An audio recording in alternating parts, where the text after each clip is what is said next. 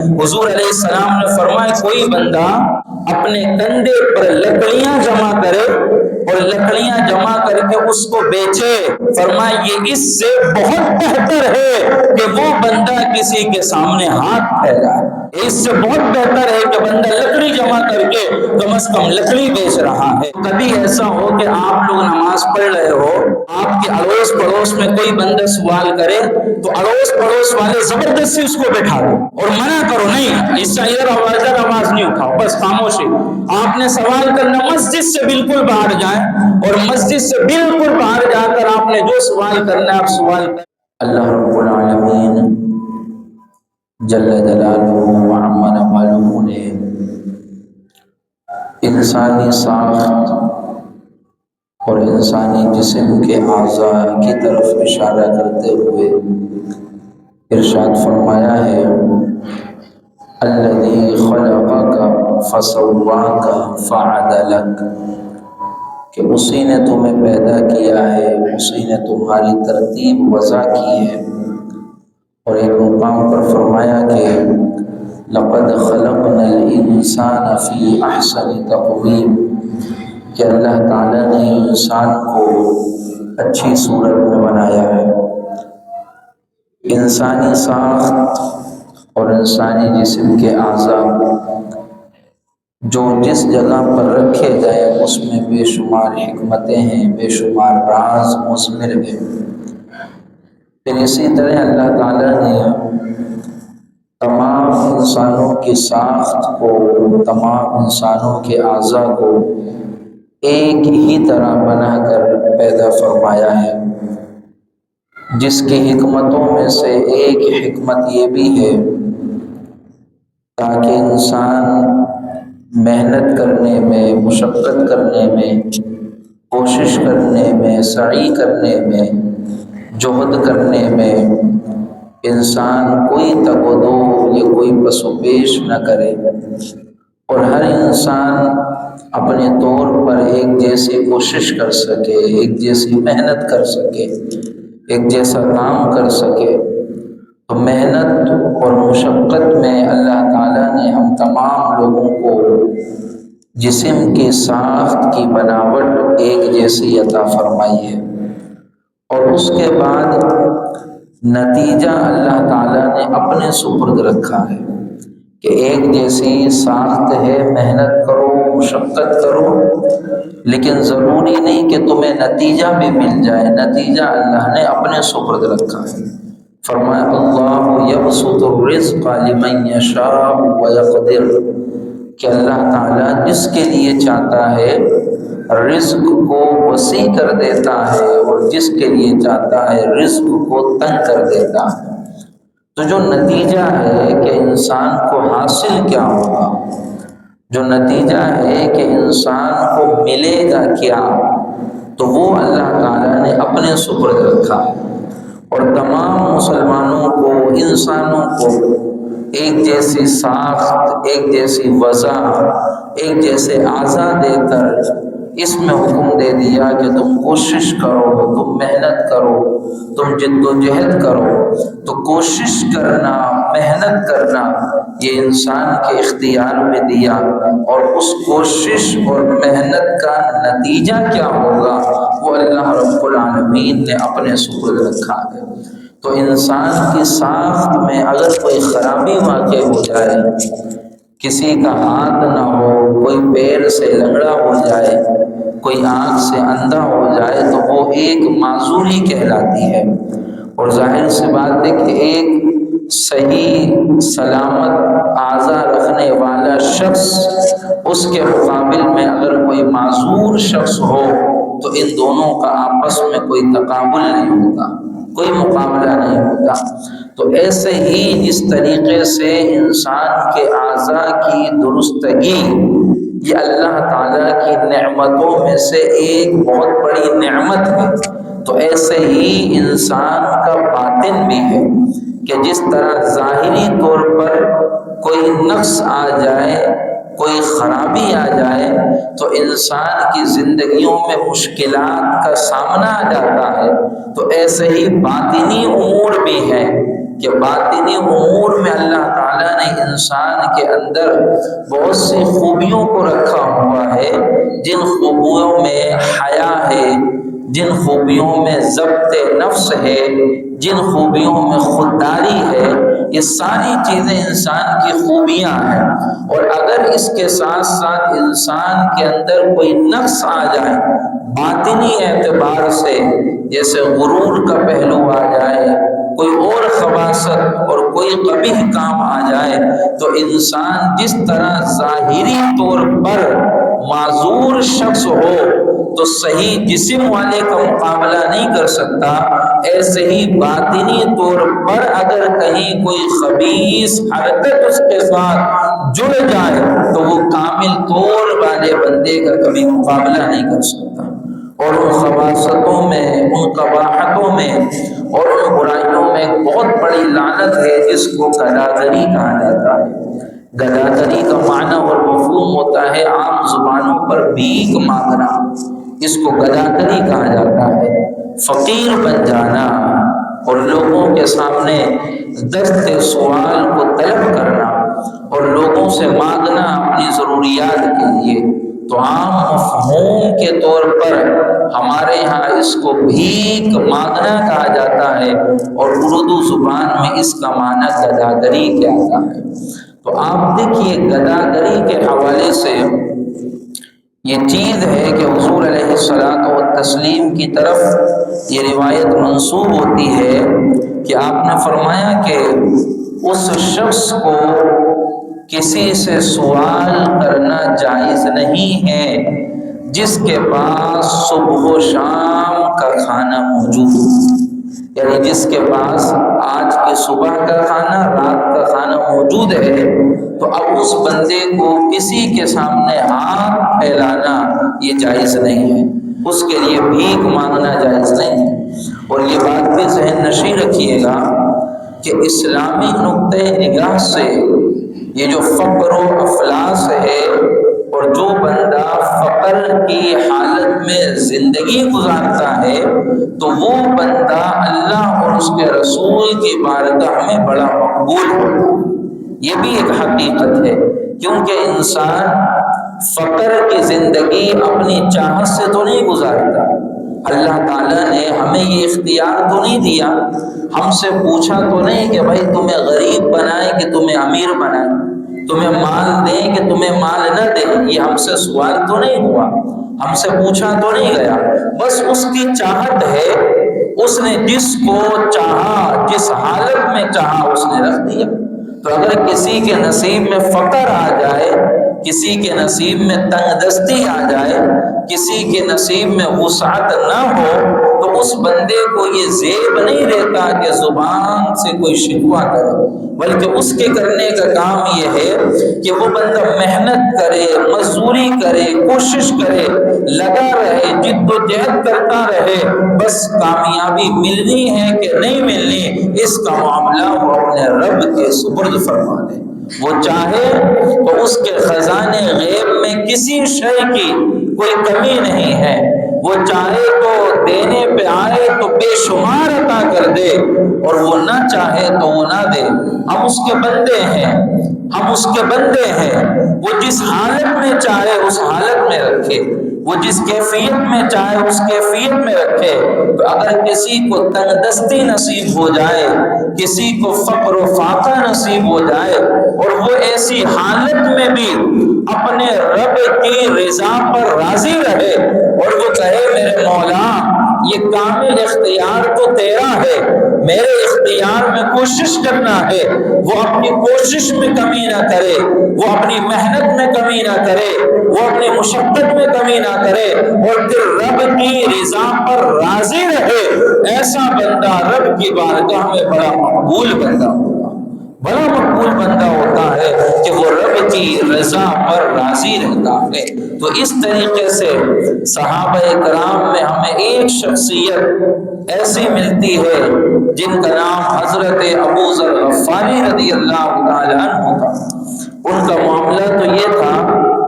کہ اگر وہ صبح کو کھانا کھاتے اور کھانا شام کا ان کے پاس رکھا ہوتا تو وہ پاس رکھنا یہ اپنے لیے جائز تصور ہی نہیں کرتے تھے۔ ان کے ہاں تو یہ معاملہ تھا کہ صبح کا کھانا اگر کھا رہے ہیں اور شام کا کھانا رکھا ہوا ہے تو وہ کھانا رکھنا وہ اپنے لیے جائز بھی تصور نہیں کرتے تھے۔ شام کا کھانا کھا رہے ہیں اور صبح کے لیے کھانا رکھا ہوتا ہو تو وہ اس کو اپنے لیے جائز تصور نہیں کرتے تھے۔ وہ کہتے تھے کہ یہ رب پر توکل کے خلاف ہے، رب پر بھروسے کے خلاف ہے۔ وہ کہتے تھے جو رب ہمیں صبح کا کھانا کھلا رہا ہے وہی رب ہمارے پیٹ میں شام کے لقمے کا بھی بندوبست کر دے گا۔ ہمیں اپنے اوپر اعتماد نہیں کرنا، ہمیں نہیں رکھنا۔ یہ ان کا ایک اپنا ذاتی رائے تھی، ان کی ایک ان کا اپنا ذاتی معاملہ تھا، ان کی ایک ذاتی اوپینین تھی، مگر اس کا مطلب یہ نہیں کہ یہ حکم شرع ہے، یہ حکم شرع نہیں ہے، یہ ان کا ایک اپنا ذاتی معاملہ تھا، ذاتی رائے تھی کہ وہ اس درجے پر آ کر اللہ رب العالمین پر بھروسہ کرنے کے قائل تھے،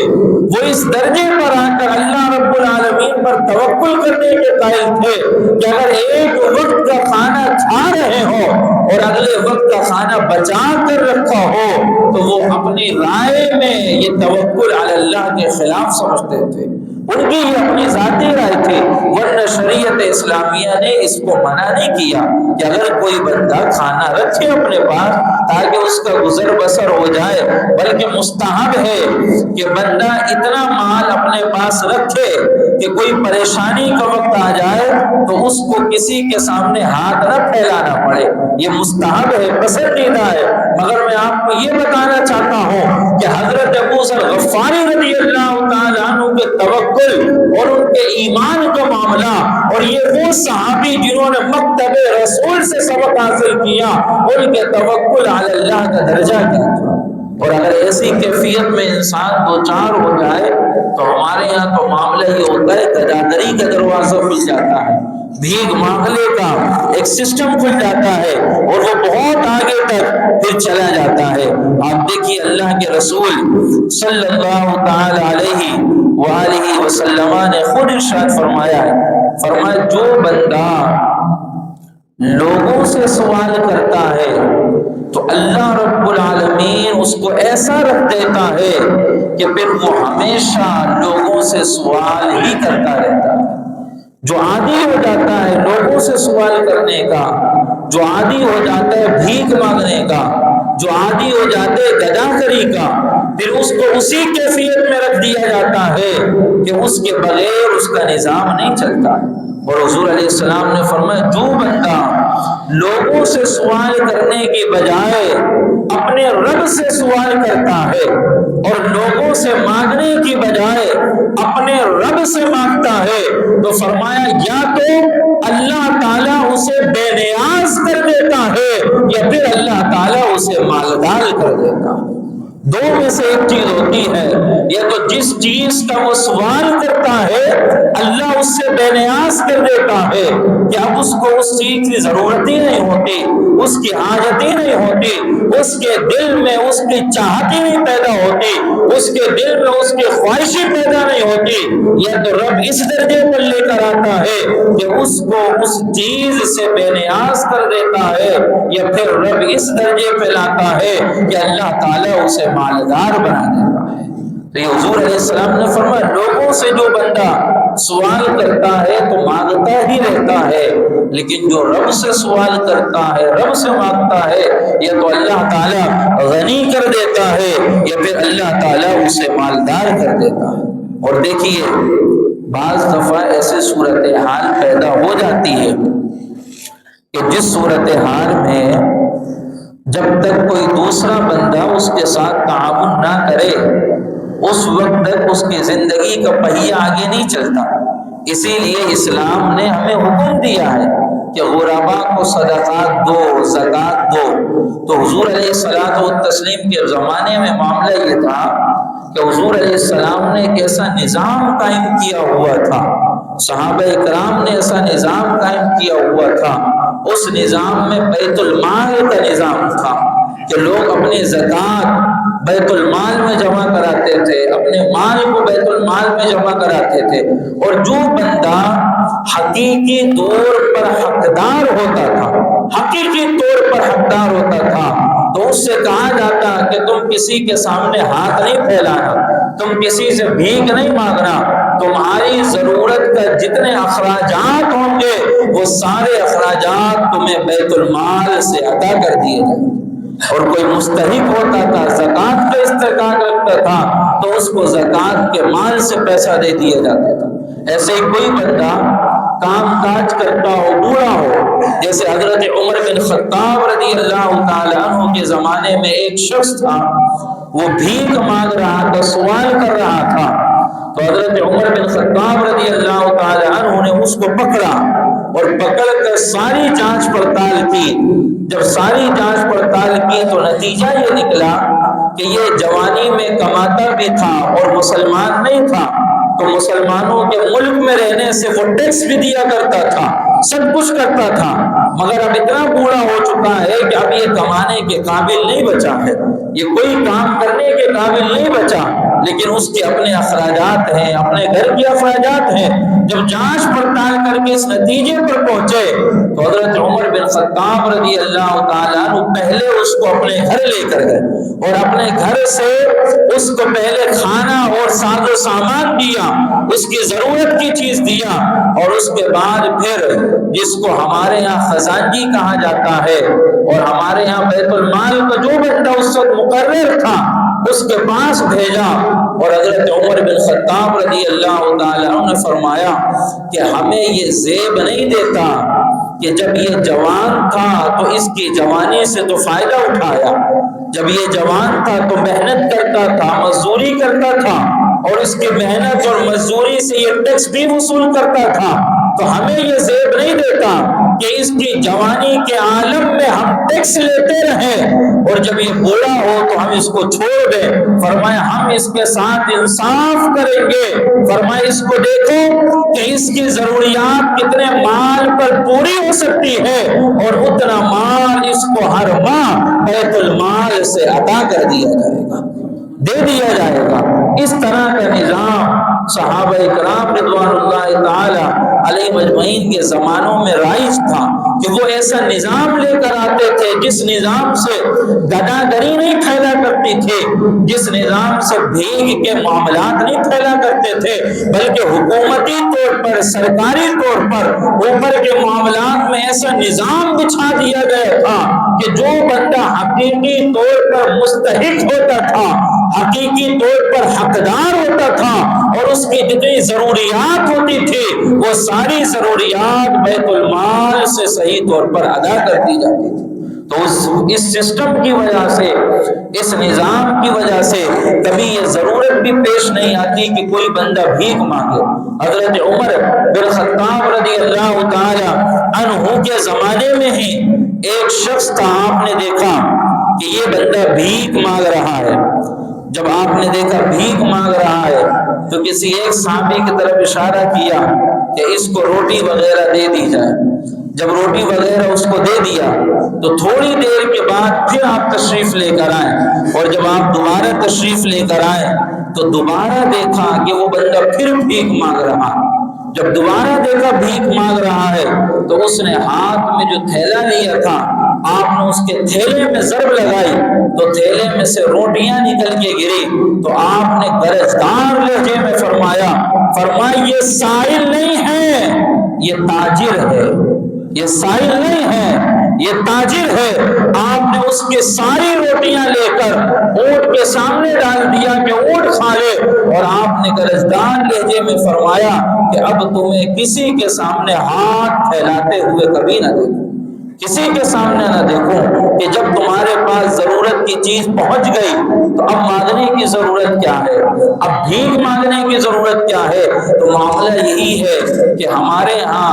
اب یہ گداگری اور بھیک مانگنے کا سسٹم اب یہ وقت کے ساتھ ساتھ جہاں اس کے دیگر معاملات ہیں، جہاں دیگر پہلو ہیں، تو ان میں سے ایک چیز یہ بھی ہے، اب یہ بھی آہستہ آہستہ اس وقت یہ پورا پروفیشن بن چکا ہے اور یہ پورا پروفیشنل سسٹم ہو چکا ہے۔ آپ دیکھیے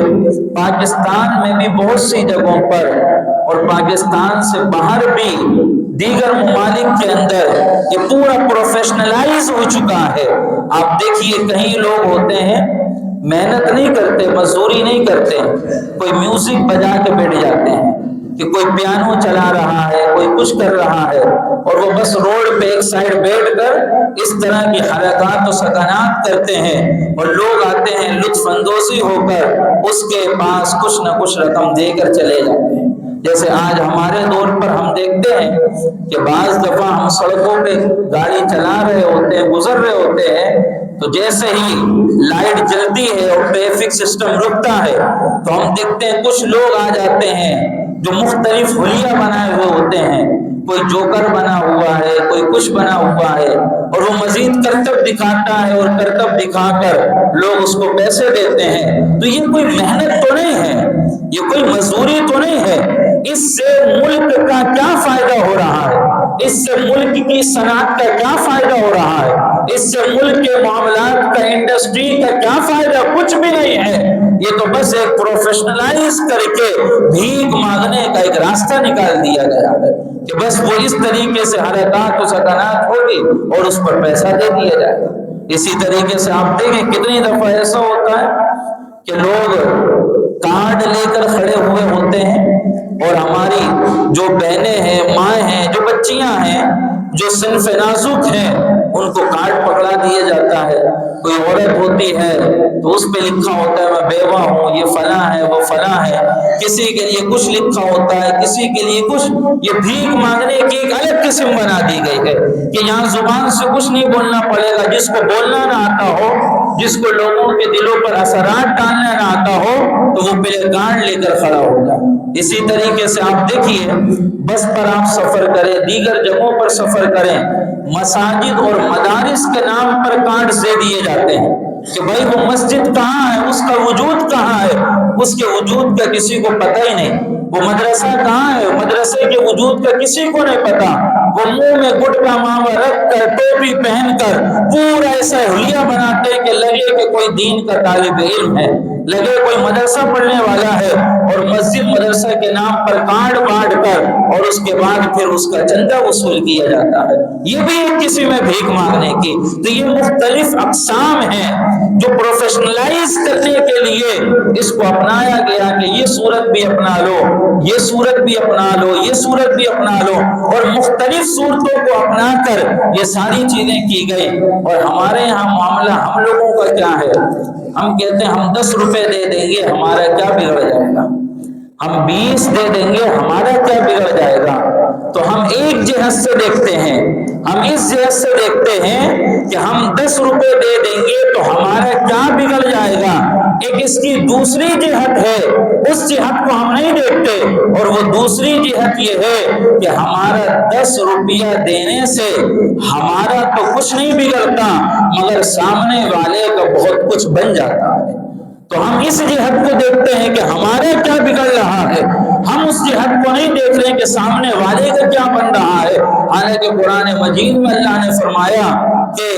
تم آپس میں برائی کے کاموں پر وَلَا تَعَاوَنُوا عَلَى الْإِثْمِ وَالْعُدْوَانِ، فرمایا برائی کے کاموں پر، اس طرح کے کاموں پر آپس میں مدد نہ کرو۔ تو یہ جتنے اسباب ہیں، جتنے ذرائع ہیں، یہ ان چیزوں کو ہم یہ ویسے اصلاً کام تو یہ حکومتی سطح پر کرنے کا ہے، اصلاً کام کہ وہ دیکھیں کئی مجبوریاں بھی ہوتی ہیں، کئی پریشانیاں بھی ہوتی ہیں، ہم بھی اپنے لوگوں پر ظلم کرتے ہیں، ہم لوگ بھی ظلم کرتے ہیں۔ جیسے مجھے پتا چل جائے کہ کوئی بندہ مجبور ہے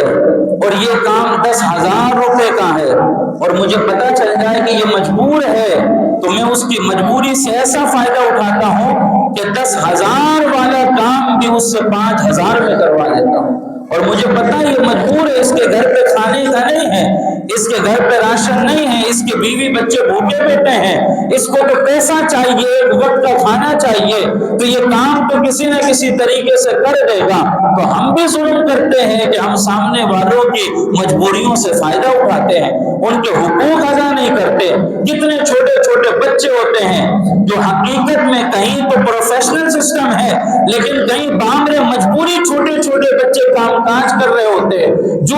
काम 3-3 महीनों में सिखा देना चाहिए, वो काम अपना उल्लू सीधा करने के लिए बच्चों को साल साल भर उलझा के रखते हैं ताकि हमारा काम होता रहे। अगर इस बच्चे को हम सिखा के फेंक देंगे तो हमारे पास कोई दूसरा बंदा वो भारी भरकम रकम लेगा, तो इसको उलझा के रखो, बस पूरा दिन गुजरने के बाद इसको 100 रुपए 200 रुपए दे दो और इतना पैसा दो जिससे उसके घर बार नहीं चलता, तो यकीनन जब उसके पास कोई जराए नहीं होगा, वो कच्चे जहन का बच्चा होगा और बलूगत के दहलीज पर कदम रखेगा, तो वो जो दूसरे लोग होते हैं जो आकर मोबाइल भी लेके चले जाते हैं, परस भी लेके चले जाते हैं, वो तो ऐसे लोगों को तलाश करते हैं कि कौन हमारा साथी बनेगा, कौन हमारा रफीक बनेगा। कहते बेवकूफ हो, पूरे दिन मेहनत मजदूरी करते, ये तो तुम्हें मेहनत मजदूरी देते नहीं, आओ तुम अपना हक इनसे जबरदस्ती छीनो। उनके वहमो गुमान में भी नहीं होता कि हम जुल्म कर रहे हैं, उनके वहमो गुमान में भी नहीं होता कि हम दूसरे पर जबर कर रहे हैं। ये जो डाका डालना है ये तो अपना हक समझ के डालना है। उन्हें कह रहे हैं कि हमने 10 साल गुजारा, इन लोगों ने हमारे हुकूक को मारा है, हमने इतना अरसे गुजारा, इन लोगों ने हम पर इतना जुल्म किया। अब वो गलत बात शैतान उनके लिए ऐसा मुज़य्यन करता है कि इस डाके को डाका नहीं समझते, इस डाके को वो अपना हक समझ रहे होते हैं। तो ये कसूर तो हमने भी अपने लोगों के साथ किया है कि हम भी तो अपने लोगों की जरूरियात से खेल जाते हैं, हम भी तो अपने लोगों की हाजतों से खेल जाते हैं। तो हम लोगों को जरूरत है कि हम भी इस सीधा पर आंखें खोलें और देखें सही हकदार जो है उस हकदार तक सारी चीजों को पहुंचाए, और जो गलत हकदार हो, जो हकदार ही ना हो, उस वक्त तक 1 रुपए भी ना दे जब तक आपको यकीन ना हो जाए कि ये सही हकदार है। ऐसे को बिल्कुल नहीं देना चाहिए। हुजूर अलैहिस्सलाम ने फरमाया कोई बंदा अपने कंधे पर लकड़ियां जमा करे और लकड़ियां जमा करके उसको बेचे, फरमाया ये इससे बहुत बेहतर है कि वो बंदा किसी के सामने हाथ फैलाए। इससे बहुत बेहतर है कि बंदा लकड़ी जमा करके कम से कम लकड़ी बेच रहा है। तो अंदाजा कीजिए हमारा कसूर सबसे ज्यादा है। शेर हम देते हैं और ये सोच कर के 10-20 दे दिया, हमारा क्या बिगड़ा, सामने वाले को हमने शेर तो दे दिया, उसको इतना तो समझा दिया भाई तुम्हें कोई बेवकूफ नहीं मिला तो हम बेवकूफ हैं, तुम्हें कोई नहीं देगा तो हम खड़े हैं, हम तुम्हें 10-20 दे देंगे। तो ऐसों को हम शेर देते हैं और बुराई के कामों में ताउन करते हैं। और ये बात मैंने जो अर्ज की है ये उस वक्त की है जब बंदा मस्जिद के बाहर करे। ये भी याद रखिएगा, मस्जिद के बाहर की जमीन और मस्जिद की जमीन एक जैसी नहीं है, दोनों में फर्क है ना। मस्जिद के बाहर कारोबार कर सकते हैं मगर मस्जिद में कारोबार नहीं कर सकते, तो अहकामात बदलते हैं। अब एक मसला और समाअत कीजिए, मस्जिद में कोई बंदा अगर हकीकतन जरूरतमंद भी हो तो अपने लिए फिर भी सवाल नहीं कर सकता, अपने लिए फिर भी सवाल नहीं कर सकता। हाँ, कोई बंदा किसी दूसरे के लिए सवाल करे तो इसकी गुंजाइश है। जैसे हुजूर अलैहिस्सलातु व तस्लीम की रिवायत में आता है कि कुछ लोग आए और जरूरतमंद थे तो हुजूर मस्जिद नबवी शरीफ में ही थे और मस्जिद नबवी शरीफ में ही ये फरमाया कि जो बंदा इनके साथ ताउन कर सकता है वो बंदा इनके साथ ताउन करे, इनके जरूरियात। ग़ज़वा तबूक का मौका आया, हुजूर अलैहिस्सलाम ने मिंबर रसूल पर बैठ कर ही चंदा इकट्ठा किया था जिहाद के लिए। तो कोई बंदा मस्जिद में किसी दूसरे के लिए मांगे तो उसकी तो गुंजाइश निकलती है, लेकिन कोई बंदा जरूरतमंद हो, हाजतमंद हो और मस्जिद में अपने लिए सवाल करे उसकी कोई भी गुंजाइश नहीं निकलती है। کوئی بھی گنجائش نہیں نکلتی۔ اور جس طرح مسجد میں کوئی بندہ اپنے لیے سوال کرے اس سوال کرنے پر گناہ ہے، ایسے ہی مسجد میں بھیک دینا بھی اتنا ہی گناہ ہے۔ یہ بھی سمجھ لیجیے کہ اگر مانگنے والے نے مانگ کر گناہ کمایا اور جا کر ادھر مسجد میں ہی کھڑا ہے، باہر کھڑا نہیں ہے، اور آپ نے اس کو 10 روپے بھی دے دیا، تو اگر اس نے مانگ کر گناہ کمایا ہے تو یہ 10 روپے دے کر آپ نے کار ثواب میں حصہ نہیں ڈالا، اپنے اوپر آپ نے گناہ کا بوجھ لیا ہے، گناہ کا بوجھ لیا۔ یہ مال کیا ہم جب پیدا ہوئے تو ماں کے پیٹ سے لے کے نکلے تھے؟ یہ 10 روپے بھی جو ہم نے دیا ہے کیا ماں کے پیٹ سے لے کے نکلے تھے؟ یہ دنیا میں آئے تو رب نے دیا ہے نا، یہ 10 روپے بھی وہیں خرچ کرنا ہوگا جہاں خرچ کرنے کا ہماری شریعت نے ہمیں حکم دیا ہو۔ ہم ماں کے پیٹ سے لے کے نہیں نکلے تھے تو وہیں خرچ کریں گے جہاں خرچ کرنے کا ہمیں شریعت نے حکم دیا۔ تو آج کل میں اس مسجد میں بھی دیکھتا ہوں، ابھی اس دن مغرب کی نماز کے بعد سلام پھیرا، پتہ نہیں کون صاحب کھڑے ہو گئے اور اتنی شور، اتنی زور زور مانگنا۔ تو یہ میں آپ سے بھی گزارش کرتا ہوں کہ بعض دفعہ ایسا ہوتا ہے کہ اب ادھر سے بندہ منع کرے تو اس سے زیادہ ہماری آواز بلند ہو جائے گی، تو یہ بھی غلط ہے کہ مسجد میں شور و شراب ہوگا۔ تو کبھی ایسا ہو کہ آپ لوگ نماز پڑھ رہے ہو تو آپ کے اڑوس پڑوس میں کوئی بندہ سوال کرے تو اڑوس پڑوس والے زبردستی اس کو بٹھا دو اور منع کرو، نہیں اس سے ادھر آواز نہیں اٹھاؤ، بس خاموشی۔ آپ نے سوال کرنا مسجد سے بالکل باہر جائیں اور مسجد سے بالکل باہر جا کر آپ نے جو سوال کرنا ہے آپ سوال کریں۔ اب اگر تو وہاں کوئی بندہ کھڑا ہو کے کہے اور اس کو یہاں سے منع کریں تو اس سے زیادہ تو ادھر آواز بلند ہو جائے گی، اور مسجد میں آواز بلند کرنا یہ منع ہے۔ تو آپ لوگ بھی اس کے اندر تعاون فرمائیں۔ کبھی ایسا ہو کسی بھی نماز میں ہو، کسی بھی جگہ پر ہو، اگر مسجد میں کوئی بندہ اپنی ذات کے لیے کھڑا ہو کر سوال کرے اور آپ کے قریبی ہو تو آپ فوراً اس کو بیٹھائیں اور سوال کرنے سے اس کو منع کر دیں۔ اللہ تعالیٰ سب کی حاجتوں کو پوری فرمائے۔ وما علیہ الا البلاغ المبین۔